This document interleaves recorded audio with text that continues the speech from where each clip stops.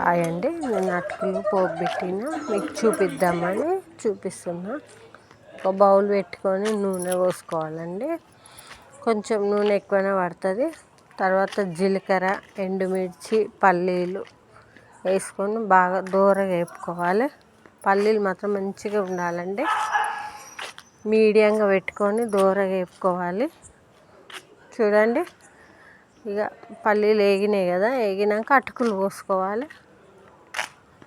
అటుకులు పోసుకొని ఇక కిందికి మీదికి బాగా కలబెట్టాలి, లేకపోతే ఊకని అడుగంటుతాయి.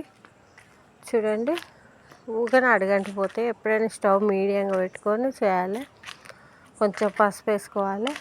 పోపులనే వేసుకోవాలండి, నేను మర్చిపోయినా, అందుకే ఇప్పుడు వేస్తున్నా. పసుపు వేసుకున్నాక బాగా కలుపుకోవాలి, అంతటా కలుసేటట్టు.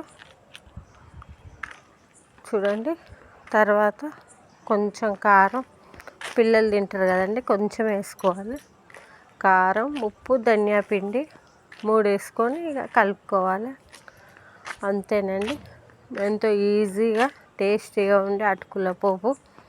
నేనైతే అటుకుల పోపే అంటానండి, మీరేమంటారో కామెంట్ చేయండి. ఓకేనా? బాయ్ అండి, బాయ్.